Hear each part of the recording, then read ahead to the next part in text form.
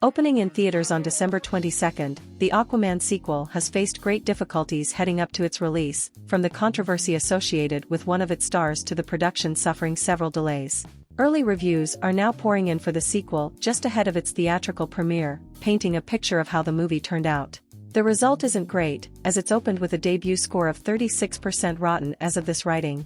While there are some reviewers who had a great time with what will probably be the final installment of the DCEU, they're in the minority at this point, as most others feel that the dying cinematic universe is going out with a whimper, walking away unimpressed with the sequel.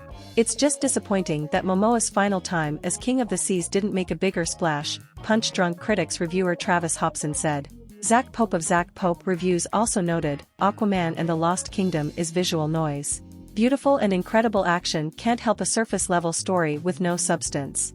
The film feels hurt in the editing and writing. I wanted more. Critic David Ehrlich of IndieWire also suggested, The Lost Kingdom becomes more and more formulaic as it digs into its mythos, as if the movie were caught between being its own thing and being nothing at all. Meanwhile, the film is getting some praise from other critics. This neon-colored addition to the DC superhero world fills the need for stories that are uncomplicated and packed with action instead of backstory, John Louis of the Straits Times said about the film, satisfied with the clear and uncomplicated plot. Jenna Anderson of comicbook.com added of Momoa's Aquaman, a pleasant, largely entertaining time with a character whose big-screen portrayal was one of the DCEU's rare successes.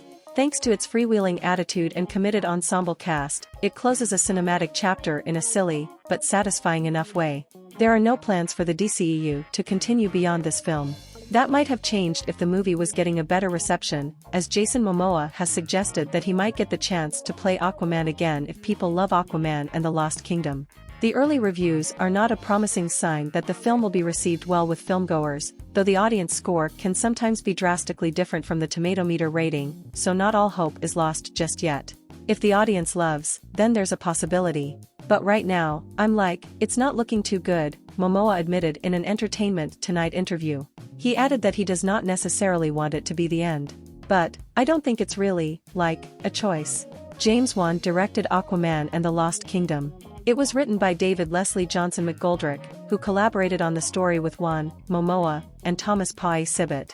The film stars Momoa, Amber Heard, Yahya Abdul-Mateen II, Randall Park, Dolph Lundgren, Temuera Morrison, and Nicole Kidman. Aquaman and the Lost Kingdom officially premieres in theaters on December 22, 2023.